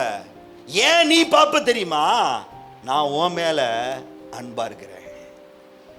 ஏன்னா அவங்க சொல்லி அனுப்புன நியூஸே லாசரஸ் சிக் ஸ்டார்ட் இமிடியட்லின்னு சொல்லல. லாசர் வியாதியா இருக்கிறான் உடனே புறப்பட்டு வாங்க அப்படின்னு சொல்லல. நீர் நேசிக்கிற லாசரு வியாதியா இருக்கிறான் என்று சொல்ல ஆள் அனுப்பினார்கள். அப்படின்னா என்ன அர்த்தம்? மார்த்தாளுக்கும் மரியாளுக்கும் தெரியுது லாசர் மேல இயேசு அன்பா இருக்கிறாரு. பெத்தானியாவில் இருக்கிறவங்களுக்கு தெரியுது லாசருனா இயேசுவுக்கு உசுறு அப்படின்னு சொல்லி எல்லாருக்கும் தெரிகிற அளவுக்கு இயேசு அவனை நேசித்தார். அதனால ஆண்டவர் சொல்றார், மார்த்தாளே நீ என்னை ஏற்றுக்கொண்டபடியால் காண்பாய், மரியாளே நீ என் பாதத்தை பற்றி கொண்டபடியால் காண்பாய், லாசருவே நான் உன்மேல் அன்பா இருக்கிறபடியால் நீ காண்பாய். நான் உன் மேல் அன்பா இருக்கிறேன். இயேசு அன்பு வைத்திருந்தார் ஆனாலும் வியாதி வந்தது. இயேசு அன்பு வைத்திருந்தார் ஆனாலும் மரணம் வந்தது. இயேசு அன்பு வைத்திருந்தார் ஆனாலும் அவன் அடக்கம் பண்ணப்பட்டு நாறிக்கொண்டிருக்கிறான். அப்படின்னா என்ன அர்த்தம்? சில நேரங்களில் ஆண்டவர் என் மீது அன்பு கூர்ந்தாலும் கூட என் வாழ்க்கையில் சில வியாதிகள், என் வாழ்க்கையில் சில இழப்புகள், என் வாழ்க்கையில் சில நாற்றங்கள் என் மீது வீசப்படுகிறது, எனக்கு வருகிறது. ஆனால் என்னை நேசிக்கிறவர், நான் வியாதியா இருக்கிறதையும் அறிந்திருக்கிறவர், நான் மரித்து போனதையும் அறிந்திருக்கிறவர், என் நாற்றத்தையும் அவர் அறிந்திருக்கிறவர். அவர் புறப்பட்டு வந்திருப்பது என் வியாதியை மாற்ற மாத்திரமல்ல, என் மரணத்திலிருந்து என்னை தூக்கி எடுக்க மாத்திரமல்ல, என் நாற்றத்தை என்னிலிருந்து நீக்கி என்னை வாசனை வீச பண்ணும்படியாக அவர் என் கல்லறைக்கு முன் வர வேண்டிய நேரத்தில் வந்து சேருகிறவர். நான் நேசிக்கிறவர். அவர் நல்லவர், ரொம்ப நல்லவர். ஆனா பயங்கர ஸ்ட்ரிக்ட்னு வச்சுக்கோங்களேன். ஒருத்தர் ரொம்ப நல்ல மனுஷன், ஆனா பயங்கர ஸ்ட்ரிக்ட். பக்கத்துல யாருமே அவ்வளவு ஸ்ட்ரிக்டா இருந்து என்ன பிரயோஜனம்? இன்னொன்னு சர்வ வல்லவர், பயங்கர அதிகாரம் இருக்குது, ஆனா ஒரு ஆளுக்கு ஒரு வேறக்க செய்ய மாட்டார். எச்ச கையில காக்கா, எல்லா அதிகாரமும் அவர்கிட்ட இருக்குது, ஆனா பயங்கர கஞ்ச பிசினாரி. என்ன பண்றது? ஒரு யூஸ் இல்லை. அவர் நல்லவர், சர்வ வல்லவர். ஆனா அது ரெண்டும் எனக்கு ஆசீர்வாதமா இருக்கிறதுக்கு காரணம் என்னன்னா அவர் அன்பு நிறைந்தவர். அதனாலதான் வேதம் சொல்லுகிறது, தேவன் எப்படி இருக்கிறாரா? அன்பாகவே இருக்கிறார். அவர் இவ்வளவாய் உலகத்தில் அன்பு கூர்ந்தார். அவர் என்னை நேசிக்கிறபடியால் என் வாழ்க்கையில அவர் நேசிக்கிறார்ன்றதுனால வியாதி என்னை விட்டு வைக்காது. அவர் நேசிக்கிறார்ன்றதுனால இழப்புகள் வராமல் இருக்காது. அவர் நேசிக்கிறார்ன்றதுனால என் மீது நாற்றங்கள் வீசப்படாமல் இருக்காது. ஆனாலும் என்னை நேசிக்கிறவர் என் நாற்றத்தில் வந்து என்னை தூக்கி எடுத்து, ஏன்னா 12 அதிகாரத்தில் பார்த்தீங்கன்னா 11 அதிகாரத்தில் இயேசு நாத்தம் அடிக்கிற இடத்துல லாசர் இருக்கிற இடத்துக்கு வர்றாரு. 12 அதிகாரத்தில் பார்த்தீங்கன்னா அந்த பரிமள தைலத்தினால் அந்த வீடு முழுவதும் நிரம்பிற்று. நாற்றம் எடுத்த கல்லறையில் இருந்த லாசரு 12 அதிகாரத்தில் எந்த இடத்துல இருக்கிறாங்க? வாசனை நிறைந்த அந்த வீடுல அவனை உட்கார வைக்கிறாரு. அப்படின்னா என்ன அர்த்தம்? உங்க வாழ்க்கையில எவ்வளவு நாற்றம் வீசப்பட்டாலும், எவ்வளவு சேறு வீசப்பட்டாலும், எவ்வளவு நிந்தைகள் அவமானங்கள் உங்கள் மீது எரியப்பட்டாலும் கூட உங்கள் மீது அன்பாயிருக்கிற கர்த்தர் ஏற்ற வேளையில வந்து அந்த நாற்றத்திலிருந்து உங்களை தூக்கி எடுத்து உங்களை நறுமண தைலமாக மாற்றக்கூடிய அதிகாரமும் வல்லமை உடையவர் தான் நீங்களும் நானும் ஆராதிக்கிற ஆண்டவர். நீ காண்பாய், காரணம் நீ என்னை ஏற்றுக்கொண்டவள். நீ காண்பாய், நீ என்னை பற்றி கொண்டவள். நீ காண்பாய், ஏன்னா நான் உன் மேல. இரண்டாவது வார்த்தை விசுவாசித்தால் காண்பாய். இந்த வார்த்தை ஆண்டவர் சொல்றார் பாருங்க, மார்த்தாளை பார்த்து, நீ விசுவாசித்தால் தேவனுடைய மகிமையை. இந்த விசுவாசித்தால் அப்படின்ற வார்த்தையை எப்ப கேட்கிறார் தெரியுங்களா? விசுவாசிக்க முடியாத சூழல் இருக்கிறப்ப கேட்கிறார்.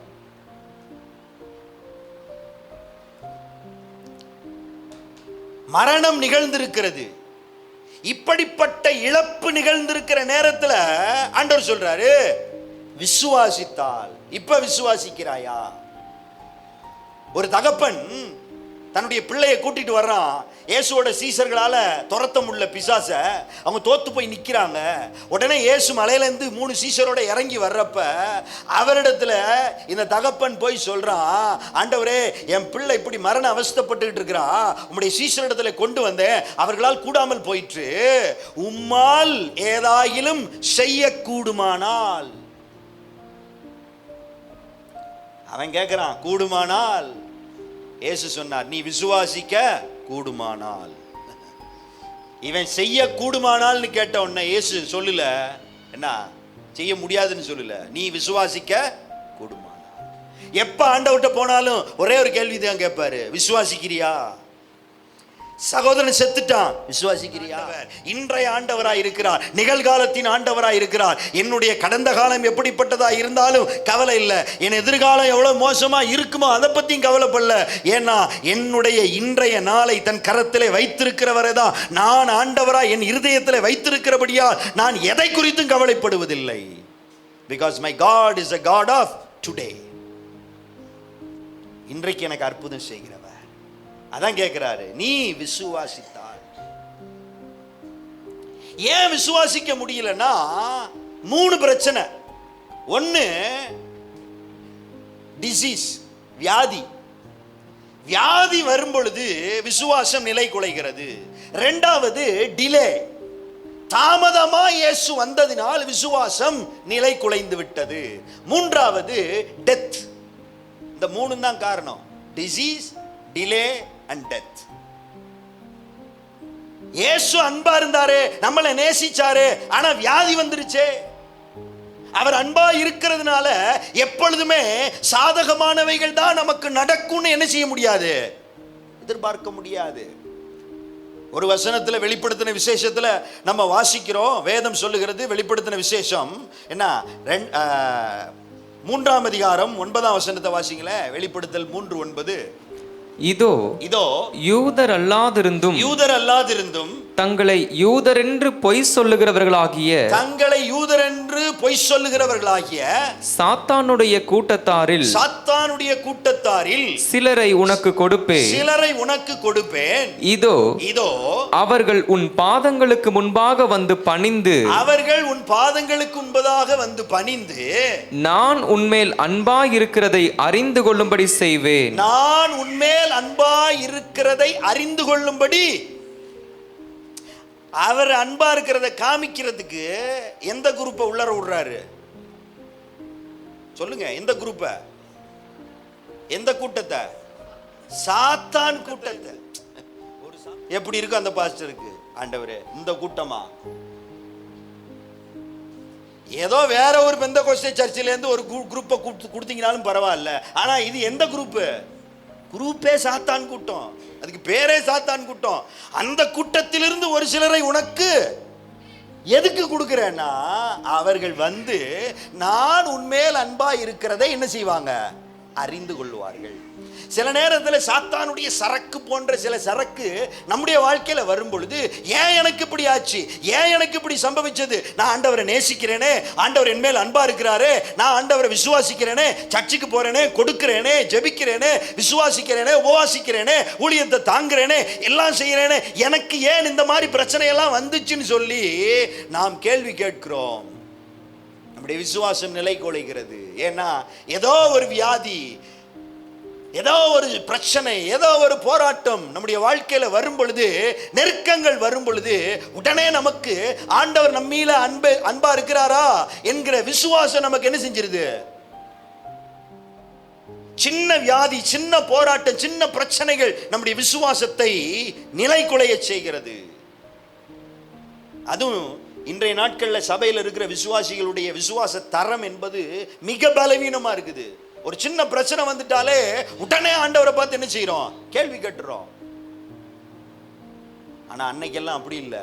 எவ்வளவு பிரச்சனை வந்தாலும், எவ்வளவு போராட்டம் வந்தாலும், எவ்வளவு துன்பங்கள் வந்தாலும், எல்லா நெருக்கத்தின் மத்தியிலும் பாருங்க, வேதம் சொல்லுகிறது, சிதறடிக்கப்பட்டவர்கள் எங்கும் சுற்றி திரிந்து அவருடைய வசனத்தை என்ன செஞ்சாங்களாம், யாராவது சிதறடிக்கப்பட்டவங்களை சுற்றி திரிந்து பாட்டு பாடிக்கிட்டு ஏன் எங்களுக்கு இந்த சிதறடிப்பு, ஏன் எங்களை சிதறடித்தீர், ஏன் எங்களை விரட்டி விட்டீர் ஆண்டவரேன்னு சொல்லி நம்மெல்லாம் ஒரு சின்ன பிரச்சனை வந்தாலே என் தேவனே ஏன் இந்த வேதனைன்னு பாட ஆரம்பிச்சிடுறோம். பால் தங்கையா மாதிரி சின்ன போராட்டம், சின்ன பிரச்சனை வந்தாலே ஒய் ஒய் ஒய்ன்னு கேள்வி வந்துடுது. ஆனா அன்றைக்கு இருந்த பரிசுத்தவான்கள், தேவ பிள்ளைகள், எவ்வளவு பெரிய பிரச்சனை வந்தாலும், பழைய பாட்டு ஒன்று இருக்குது மலையாளத்துல, துக்கத்திண்ட பானபாத்திரம் கர்த்தா என்ற கையில் தந்தார், சந்தோஷத்தோட அது வாங்கி அல்லேலுயா பாடிடும் ஞான். தன்னுடைய சொந்த பிள்ளைய தானே குளிப்பறிச்சு அடக்கம் பண்ண வேண்டிய ஒரு நிலைமை வந்தபோது கூட அந்த கொச்சி குஞ்சு உபதேசி அப்படின்ற ஒரு தேவனுடைய ஊழியக்காரர் பாடின பாட்டு தான் இது. ஆண்டவரே, எவ்வளோ பெரிய துக்கம் என்கிற பாத்திரத்தை என் கையில் கொடுத்தாலும் கூட நான் எந்த முறுமுறுப்பும் செய்யாம, எந்த வேதனையும் இல்லாம நான் ஸ்தோத்திரத்தோட அதை என்ன செய்வேன், வாங்கி அல்லேலுயா பாடுவேன்னா. அதுதான் பக்தருடைய அனுபவம். வியாதி ரெண்டாவது, தாமதம், நினைச்ச உடனே வரல. இப்ப பயங்கர கன்ஃபியூஷன், கூப்பிட்டா வரலையே, ஏன் நமக்கு மேல அன்பு இல்லையா, நம்ம மேல அக்கறை இல்லையா, நாம ஜெபம் பண்ண உடனே பதில் கிடைக்கிறது இல்ல, நம்ம ஜெபம் பண்ற விதத்துல பதில் கிடைக்கிறது இல்ல, நாம் எதிர்பார்த்த காரியங்கள் நடக்கிறது இல்ல, உடனே நமக்குள்ள என்ன செஞ்சிருது, ஒரு பயம் வந்துருது, கலக்கம் வந்துருது. ஏன் தாமதம்? நல்லா ஞாபகம் வச்சுக்கோங்க, if God's action is loud, God's silence is louder. ஆண்டவர் செயல்படுறதே வல்லமையா இருக்குன்னா, ஆண்டவர் அமைதியா இருந்தாருன்னா பயங்கர வல்லமையா இருக்குன்னு அர்த்தம். அவர் எப்பெல்லாம் அமைதியா இருக்கிறாரோ அதுக்கப்புறம் ஒரு பயங்கர பிளானோட தான் வருவார், புதிய திட்டத்தோட வருவார். உங்க வாழ்க்கையில் ஆண்டவர் சைலண்டா இருக்கிறது போல இருக்குதா? ஏன்னா நம்ம டிலேன்னு சொல்றோம் இல்லையா, தாமதமா ஆண்டவர் வரமாட்டேங்கிறாரு, ஆண்டவர் பதில் கொடுக்க மாட்டேங்கிறார். வேதம் சொல்லுகிறது, அவர் தம்முடைய வாக்கு தத்தத்தை குறித்து தாமதியாமல் எல்லாரும் ரட்சிக்கப்பட வேண்டும் என்ன செய்யறாரு, தாமதிக்கிறார். ஏன்னா நம்ம வாட்சை பார்த்து டிலேன்றோம், ஆனா அவர் கட்டி இருக்கிறது நம்ம வாட்ச் இல்ல, அவருக்கு வேற வாட்ச் இருக்குது, அது பரலோக வாட்ச். மரியாள் ரசம் குறைபட்ட உடனே சொல்றா, அவங்களுக்கு திராட்சை ரசம் குறைபட்டுருச்சுன்னு. அவ வாட்சை கட்டிட்டு உடனே அற்புதம் செய்யுங்கன்னா, இயேசு சொன்ன வார்த்தை, ஸ்திரீயே எனக்கும் உனக்கும் என்ன, என் வேலை இன்னும், என் டைம் வரல. அப்படின்னா என்ன அர்த்தம்? என் வாட்சில் இன்னும். யோசேப்புக்கு அவன் வாட்சிப்படி பானபாத்திரக்காரன்ட்ட சொல்லிட்டான், ரொம்ப டைம் ஆயிடுச்சுப்பா, சீக்கிரம் என்ன செஞ்சிரு என்ன சொல்லி எப்படியாவது என்னைய வெளியே எடுத்துரு. யோசேப்பு அப்படித்தான் சொன்னான், என்ன எனக்கு டைம் ஆயிடுச்சு, சீக்கிரம் என்னை முடிச்சு விட்டு எப்படியாவது வெளியே எடுத்துரு அப்படின்னு. ஆனா இவன் வாட்சிப்படி இவன் வெளியே வர நினைச்சான், ஆனா கர்த்தர் கிரியை செஞ்சது இவன் வாட்சிப்படி இல்லை, அவனை மறக்க வச்சுட்டாரு பாருங்களேன்.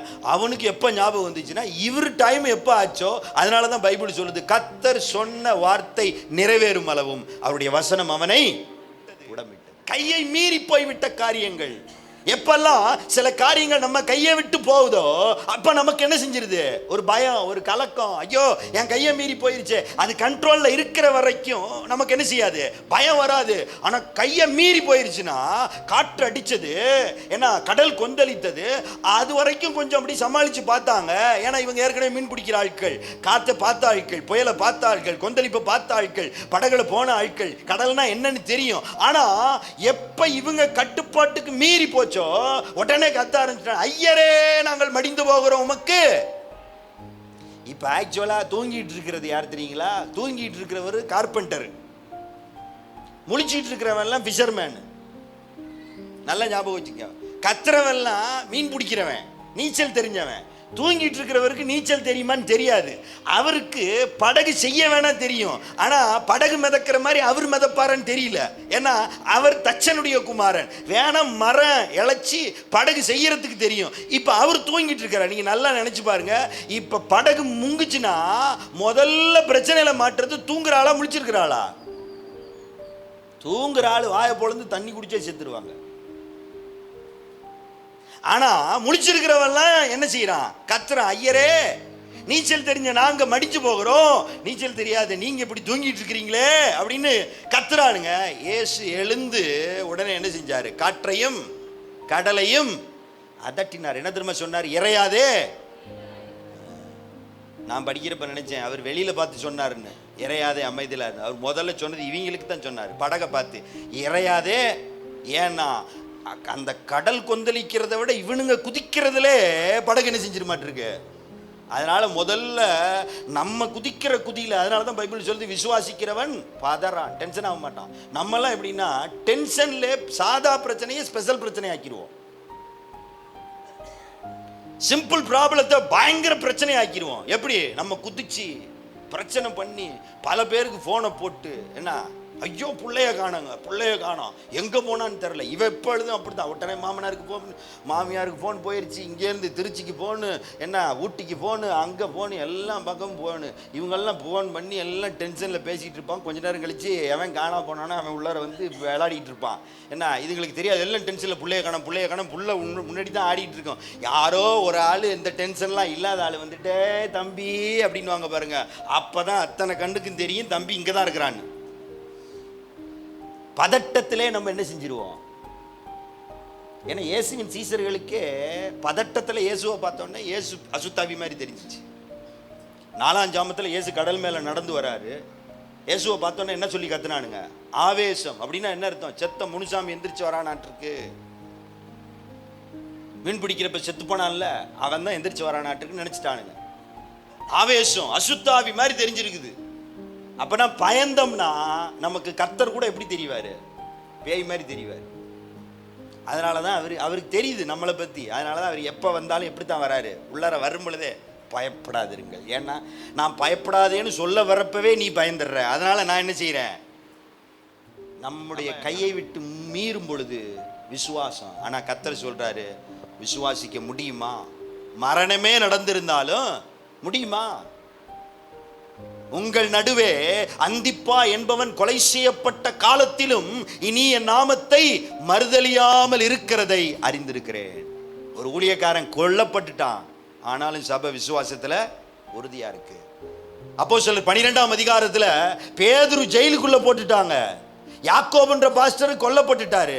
பேதுரு அடுத்த பாஸ்டரையும் தூக்கி ஜெயிலில் வச்சுட்டாங்க. ஆனா சபை கலங்கவே இல்லை. பைபிள் என்ன தெரியுமா சொல்லுது? சபையார் பேதுருவுக்காக எப்படி ஜெபித்தார்களா?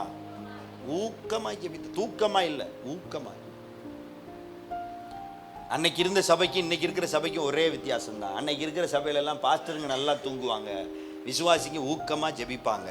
ஆனா இன்னைக்கு இருக்கிற சபையில எல்லாம் பாஸ்டர்களாகிய நாங்கள் ஊக்கமாய் ஜெபிக்கிறோம், விசுவாசிகள் என்ன செய்யறாங்க? தூக்கமாய் தூங்குகிறார்கள். பிரசங்க நேரத்திலும் கூட கேட்டா சொல்லுவாங்க, கர்த்தர் தமக்கு பிரியமானவனுக்கு நித்திரையை அளிக்கிறார். அது என் மேல என்னன்னு தெரியல பாஸ்டர், சபைக்கு வர்றப்ப ஓவர் பிரியமாயிடுறாரு. மரணமே வந்தாலும் இழப்பே ஆனாலும் நான் விசுவாசிக்க முடியும். அதனாலதான் ஆண்டவர் சொன்ன, நீ காண்பாய், விசுவாசித்தால் காண்பாய். கடைசியா சொல்ற வார்த்தை மகிமையை.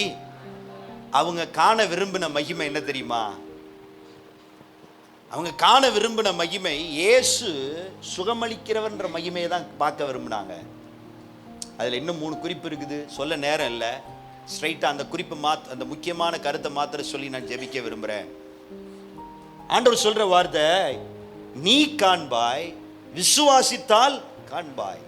தாமதம் இருந்தாலும் விசுவாசி, வியாதிப்பட்டிருந்தாலும் விசுவாசி, மரணமே நிகழ்ந்து இழப்பில் இருந்தாலும் நீ என்ன விசுவாசி. ஒண்ணுமே புரியல, எதுவுமே நிச்சயமா தெரியல, ஒண்ணுமே புரியலனாலும் ஒண்ணு புரியணும், அவர் என்ன புரிஞ்சு வச்சிருக்கிறார்ன்றது. நான் சொல்றது புரியுதுங்களா? If I don't understand anything, at least I should understand that he understands. எனக்கு எது புரியலனாலும் ஒன்று எனக்கு புரியுங்க, அவர் என்னை புரிஞ்சு வச்சிருக்கிறாரு, அது எனக்கு போதும். ஏன்னா உம்மை போல புரிந்து கொள்ள யாரும் இல்லையே, உம்மை போல அரவணைக்க. பாட்டு பாடுறது ஈஸி, பிரச்சனையில போறப்ப அவர் என்னை புரிஞ்சு வச்சிருக்கிறாரு, அவர் என்னை அரவணைப்பார் என்ற நம்பிக்கை இருக்கிறது வேற. அதை சொல்லிட்டு அடுத்து சொல்றாரு, மகிமையை காண்பாய். லாசருவே, மார்த்தாலே, மரியாளே, நீங்க பார்க்க விரும்பின மகிமை சுகமளிக்கிற வல்லமை, சுகமளிக்கிற மகிமை. ஆனா நான் உங்களுக்கு காண்பிக்க விரும்பின மகிமை சுகமளிக்கிறவர் என்பது அல்ல.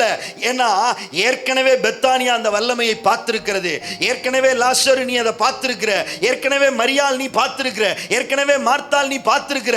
குருடரை சுகமாக்கி இருக்கிற, குஷ்டரோகிகளை சுத்தமாக்கி குணமாக்கி இருக்கிறேன், செவிடர்களை காதுகளை திறந்திருக்கிறேன், அநேக முடவர்களை நடக்க செய்திருக்கிறேன். இந்த அற்புத வல்லமையெல்லாம் நீ பார்த்திருக்கிற. ஆனா பெத்தானியா இதுவரைக்கும் பார்க்காத ஒரு மகிமை, உன் குடும்பம் இதுவரைக்கும் பார்க்காத ஒரு மகிமை என்னன்னா, நான் உயிர்த்தெழுதலும் ஜீவனுமா இருக்கிறேன், 4 நாட்களுக்கு பின்பும் நாறி போனதை என்னால் உயிரோடு கூட எழுப்ப முடியும் என்கிற அந்த மகிமையை பெத்தானியாவுக்கு காண்பிக்கும்படி நான் புறப்பட்டு வந்திருக்கிறேன். அப்படின்னா என்ன அர்த்தம்? whenever God delays, he is preparing a greater glory. எப்பொழுதெல்லாம் அது தாமதமாய் நமக்கு நிகழ்கிறது போல நடக்கிறதோ, அப்பெல்லாம் எப்ப நம்மளை வெயிட்டிங்ல போடுறாரோ, எப்ப காத்திருந்து சொல்றாரோ, காத்திருந்து நம்ம பெறுகிற ஆசீர்வாதங்கள் சாதாரண ஆசீர்வாதங்களா இருக்காது, அது விசேஷித்த மகிமையான ஆசீர்வாதங்களா இருக்கும். பெணினால் அநேக பிள்ளைகளை பெற்றால், காத்திருந்து அன்னாள் ஒரு பிள்ளையை முதல்ல பெற்றார். வேதம் சொல்லுகிறது, தான் முதல் பெயர்சபா வரைக்கும் அவன் தேவனுடைய தீர்க்கதரிசி என்று எங்கும் பிரசித்தமாயிற்று. போறவங்க வர்றவங்க எல்லாரும் சொல்றாங்க, அந்த சாமுவேல் தீர்க்கதரிசி, அந்த சாமுவேல் தீர்க்கதரிசி. அப்பதான் பெணினால் நினைச்சிருப்பா, எனக்கு எத்தனையோ புள்ள பிறந்துச்சு, ஆனா ஒரு புள்ள பேர் கூட பைபிள்ல இல்ல. ஆனா அன்னாளுக்கு அவ்வளோ லேட்டா பிறந்துச்சு, காத்திருந்து ஒரு புள்ள பிறந்துச்சு. புள்ள பேரு ராஜாக்களை அபிஷேகம் பண்ணுகிற, தீர்க்கதரிசிகளை அபிஷேகம் பண்ணுகிற, அதிகாரிகளை அபிஷேகம் பண்ணுகிற ஒரு பெரிய தீர்க்கதரிசியாக கர்த்தரவனை ஆசீர்வதித்தார். தாமதமா எலிசபெத்துக்கு பிள்ளை கிடைச்சிச்சு. அவன் தான் கர்த்தருக்கு வழியை ஆயத்தப்படுத்துகிற ஒரு பெரிய பரிசுத்தவான யோவான் ஸ்நானகனா எழுப்பினார். எதெல்லாம் நமக்கு தாமதமாய் வருகிறது என்று எண்ணுகிறோமோ, அதெல்லாம் தாமதமா வரல, நமக்காகவே ஒன்று விசேஷமான மகிமையான ஒன்று நமக்காய் ஆயத்தப்படுத்தப்படுகிறது. Don't murmur about the delays of God. தேவனுடைய தாமதங்களை குறித்து முறுமுறுக்காதே, எவ்வளவு வேணும் புலம்பாதே. ஏன்னா அவர் சொல்லுவார், நீ காண்பிக்க விரும்பின மகிமையை விட பெருசா உன்னை நான் ஆயத்தப்படுத்திட்டு இருக்கிறேன், பெருசா ஒரு மகிமையை ஆயத்தப்படுத்தி இருக்கிறேன். செருபாபேலே நீ பயப்படாதே, செருபாபேலே நீ அதைரியப்படாதே, செருபாபேலே நீ கலங்காதே. இந்த ஆலயம் சின்னதா இருக்கேன்னு பயப்படாதே, இந்த ஆலயம் பார்க்கிறதுக்கு சாலமோன் கட்டினது மாதிரி பெருசா இல்லையேன்னு பயப்படாத. காரணம், அந்த ஆலயத்தை சாலமோன் கட்டின பயங்கர பிரம்மாண்டம், பயங்கர மகிமையா இருந்துச்சு, ரொம்ப சிறப்பா இருந்துச்சு, ஊரே வாயை பிளந்து பார்க்கிற அளவுக்கு பயங்கரமான அலங்கரிப்புள்ளதா இருந்துச்சு. ஆனா அந்த ஆலயத்துக்குள்ள என்னுடைய மகிமை மேகமாய் வந்துச்சு. அந்த மகிமை ஆசாரியர்கள் ஊழியம் செய்ய முடியாத அளவுக்கு அந்த மகிமை இறங்குச்சு. ஆனா நீ கட்டியிருக்கிற இந்த ஆலயத்துல செருபாபேலே பயப்படாத, நீ கட்டிருக்கிற ஆலயம் சைஸ்ல சின்னது, அது பார்க்கிற பிரம்மாண்டத்துல சின்னது, அது தோற்றத்துல சின்னது, அலங்கரிப்புல சின்னது. ஆனா ஒண்ணு நடக்க போகிறது என்ன தெரியுமா? நீ கட்டிட்டு இந்த ஆலயத்தை முடிச்சிட்டு போயிருவ, கொஞ்ச நாள் கழித்து இந்த ஆலயத்துக்குள்ளே பிரவேசிக்க போகிற என்னுடைய தேவகுமாரனாகிய இயேசு கிறிஸ்து தம்முடைய மகிமையை அவர் தேகமாக அவர் உன்னுடைய ஆலயத்துக்குள்ளே பிரவேசிக்கும் பொழுதுதான் உனக்கு தெரியும், முந்தின ஆலயத்தின் மகிமையை பார்க்கிலும் பிந்தின ஆலயத்தின் மகிமை அதிக கனமுடையதா இருக்கும். அப்பதான் சொல்லுவான், சாலமோன் உன் ஆலயத்துல மகிமை நிழலாட்டமா வந்துச்சு, ஆனா நான் கட்டின ஆலயத்துல மகிமை நிழலா வரல, நிஜமா வந்துச்சு, தேவகுமாரனா வந்துச்சு. அது நீ பார்த்தது மரத்திலான உடன்படிக்கை பெட்டி, ஆனா ஒரிஜினல் உடன்படிக்கை பெட்டியே உள்ளர வந்துச்சு. நீ பார்த்தது பொன்னினால் செய்யப்பட்ட பலிபீடம், ஆனா நான் கட்டின ஆலயத்துல பலிபீடமே உள்ளர வந்துச்சு. நீ கட்டினது சாதாரண ஆலயம், நான் கட்டின ஆலயத்துக்குள்ள தேவ ஆலயமே உள்ளர வந்துச்சு. ஏன்னா அவர் தான் தேவாலயம், அவர் தான் உண்மையான பலிபீடம், அவர் தான் உண்மையான உடன்படிக்கை பெட்டி, அவர் தான் உண்மையான மகாபரிசுத்த ஸ்தலம், அவரே வந்தார். எதெல்லாம் தாமதமா என் வாழ்க்கையில நடக்குதோ அந்த சூழ்நிலையில எல்லாம் ஒரு பெரிய மகிமை எனக்காக காத்திருக்கிறது. என் அன்பு தேவ ஜனமே, புலம்பி வந்திருக்கிறாயா, கண்ணீரோடு வந்திருக்கிறாயா, கவலையோடு வந்திருக்கிறாயா? இன்னைக்கு கர்த்தர் உங்களை பார்த்து சொல்கிறார், நீ விசுவாசித்தால் தேவனுடைய மகிமையை காண்பாய். கடைசியா ஒரு வார்த்தை சொல்றேன், அது சொல்லிட்டு ஒரு வார்த்தை சொல்றாரு, என்னோட அதிகமா இடைப்பட்ட ஒரு வார்த்தை, நேரம் இல்லை, அதனால அது சுருக்கமா சொல்லி முடிக்கிறேன். நீ விசுவாசித்தால் என்னுடைய மகிமையை காண்பாய் என்று நான் உனக்கு சொல்லவில்லையா? நான் உனக்கு சொல்லவில்லையா? புதிய ஏற்பாடு முழுசா தேடினேன், எங்கேயாவது இயேசு இந்த வார்த்தையை இதுக்கு முன்னாடி சொன்னாரான்னு, ஆனா எங்கேயும் இல்லை. நீ விசுவாசித்தால் தேவனுடைய மகிமையை காண்பாய் அப்படின்னு இயேசு மார்த்தாள்கிட்டையோ மரியாள்கிட்டையோ லாசர்கிட்டையோ சொன்ன மாதிரி எங்கேயும் ரெஃபரன்ஸு இல்லை. ஆனால் சொல்லாத ஒன்றை இயேசு சொன்னேன்னு சொல்ல மாட்டார். அப்போ நிச்சயமாக இயேசு எங்கேயோ என்ன செஞ்சிருக்காரு, சொல்லியிருக்கிறாரு. ஆனால் சொன்ன வார்த்தையை மார்த்தாலும் மறந்தாச்சு, மரியாளும் மறந்தாச்சு. இந்த வார்த்தை நீ விசுவாசித்தால் தேவனுடைய மகிமையை காண்பா என்பதை இயேசு இப்போ சொல்லல, ஞாபகப்படுத்துறார். நான் உனக்கு சொல்லவில்லையா? ஏன் நீ மறந்துட்டு தெரியுமா? லாசர் வியாதி ஆனோன்னே அந்த வியாதியின் சீற்றத்தில் என் வாக்குத்தத்தத்தை நீ மறந்துட்ட. நான் வரலன்னோன்னு என் தாமதத்தில் இந்த வாக்குத்தத்தத்தை நீ மறந்துட்ட. எதிர்பாராத நேரத்தில் லாசர் மரிச்சிட்டான், கைமீறி போயிருச்சு. அந்த இழப்புல என் வாக்குத்தத்தத்தை நீ மறந்துட்ட. ஆனா லாசர் வியாதிப்படுவான்றது உனக்கு சர்ப்ரைஸ், நான் வரமாட்டேன்றது உனக்கு சர்ப்ரைஸ். லாசர் மரித்து போவான்றது உனக்கு சர்ப்ரைஸ். ஆனா எனக்கு தெரியும் லாசர் வியாதிப்படுவான்னு. எனக்கு தெரியும் லாசர் வியாதிப்படுறப்ப நான் உடனே அங்க வர மாட்டேன்னு. லாசர் வியாதிப்படுறது மாத்திரம் இல்ல, அவன் மரிப்பான்றது எனக்கு தெரியும். அது தெரிஞ்சுதான் அந்த வியாதியில நீ பதறிடக்கூடாது, அந்த தாமதத்தில் நீ குழம்பிடக்கூடாது, அந்த இழப்புல நீ நம்பிக்கை இழந்துடக்கூடாதுன்னு தான் ஏற்கனவே ஒரு வாக்குத்தத்தத்தை எழுதி மார்த்தாலே மரியாளே உன் கையில சுருட்டி கொடுத்துட்டு வந்தேன். ஆனா நீ பதட்டத்திலையும் பயத்திலையும் துன்பத்திலையும் நெருக்கத்திலையும் அந்த வாக்குத்தத்தத்தை எங்கேயோ தொலைத்து விட்டு அவர் வரவில்லையே, நம்ம நினைச்சோம் எதிர்பார்த்தோம் அவர் செய்யவில்லையே என்று நீ புலம்பிக் கொண்டிருக்கிறாய். ஆனா இதோ நான் திரும்ப வந்திருக்கிறேன். ஏற்கனவே சொன்ன அந்த வார்த்தையை நினைப்பூட்டி உனக்கு சொல்லவில்லையா? நான் ஏற்கனவே சொல்லிட்டு வந்தனே, லாசர் வியாதியா இருந்தாலும் பயப்படாத, விசுவாசித்தால் மகிமையை காண்பாய். நான் வரலனாலும் பயப்படாத, வர வேண்டிய நேரத்தில் வருவேன், மகிமையை காண்பாய். நீ பார்க்கிற மகிமை அல்ல, நான் உனக்கு காண்பிக்க விரும்புகிற மகிமை நீ நிச்சயமாய் காண்பாய். மார்த்தாலே மரியாளே ஏன் வாக்குத்தத்தத்தை நீ தொலைத்தாய்? வாக்குத்தத்தத்தை தொலைச்சிட்ட. நிறைய பேரோட கர்த்தர் பேசுறார். 2024 வருஷம் ஆரம்பத்தில் 1ஆம் தேதி அன்னைக்கே உனக்கு வாக்குத்தத்தத்தை கொடுத்தேன். அந்த வாக்குத்தத்த சீட்டு எங்க? உன் கையில் நான் சுருட்டி கொடுத்து வந்த அந்த வாக்குத்தத்தை எங்க? லாசர் வியாதிப்பட்டோன்னு தொலைச்சிட்டியோ? தாமதமானதுனால தொலைச்சிட்டியோ?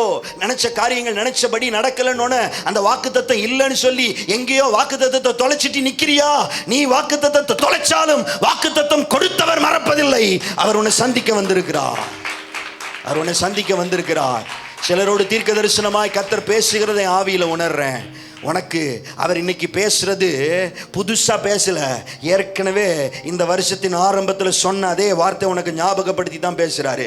நீ நடந்ததெல்லாம் திடீர்னு நடந்துருச்சு, எதிர்பாராம நடந்துருச்சு, நான் எதிர்பார்க்கவே இல்லை, திடீர்னு வந்துருச்சு அப்படின்னு சொல்ற. ஆனா கர்த்தர் சொல்றாரு, இதெல்லாம் திடீர்னு வரணும் தெரியும், இதெல்லாம் திடீர்னு சம்பவிக்கும் தெரியும், இதெல்லாம் நடக்கும் தெரியும். அதனாலதான் மார்த்தாலே உன் வீட்டில் உட்கார்ந்து இருக்கிறப்ப, மரியாளே நீ என் பாதத்தில் உட்கார்ந்து இருக்கிறப்ப, லாசருவே நீ வீட்டில் நல்லா இருக்கிறப்ப உன்கிட்ட சொல்லிட்டு வந்தேன், நீ விசுவாசித்தால் என்னுடைய மகிமை நீ காண்பாய் நான் சொல்லிட்டு வந்தேன். ஆனா நீ பயப்பட்டு பயத்துல கலக்கத்துல விசுவாசத்துல அந்த விசுவாசத்துல நிக்காம அவிசுவாசத்துல உன் வாக்குத்தத்தங்களை தொலைத்து போய் நிற்கிறாய்.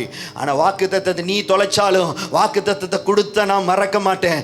ஆபிரகாம்கிட்ட தான் சொன்னேன், உன் சந்ததியார் 4வது தலைமுறையில் இங்க வருவாங்கன்னு. புள்ள பிறக்கிறதுக்கு முன்னாடி நான் சொன்னேன், புள்ளையே இல்லை, ஈசாக்கே வரல. ஆனா நான் சொன்னேன் 400 வருஷம் கழிச்சு உன் பிள்ளைங்க இந்த ஊருக்கு திரும்பி வருவாங்க, எகிப்திலேருந்து வருவாங்க நான் சொன்னேன். அந்த வாக்குத்தத்தத்தை ஒன்ட்ட சொன்னேன், நீ இல்ல. ஈசாக்கு கிட்ட போச்சு, ஈசாக்கு இல்ல. யாக்கோபு கிட்ட போச்சு, யாக்கோபு இல்ல. பெற்ற ஆபிரகாம் இல்ல, அது சொல்லப்பட்ட ஈசாக்கும் இல்ல, அதை பெற்றுக்கொண்ட யாக்கோபு இல்ல.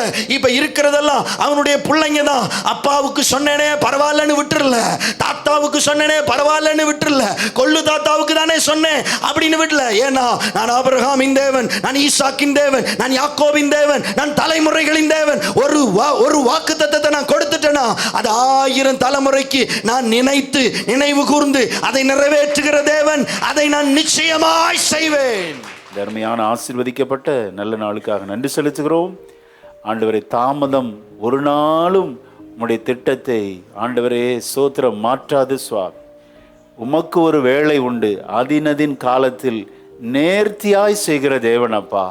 நான் உனக்கு சொல்லவில்லையா என்று சொல்லி வாக்கு தத்தத்தை நினைப்பூட்டினீரப்பா. ஆண்டவரே, உமது பிள்ளைகளுக்கு கொடுத்த அநேக வாக்கு தத்தங்களை நினைப்பூட்டி இருக்கிறீர் சுவாமி. அந்த வார்த்தைகளுக்காக நன்றி செலுத்துகிறோம். இயேசு கிறிஸ்துவின் நாமத்தில் ஜெபிக்கிறோம் நல்ல பிதாவே,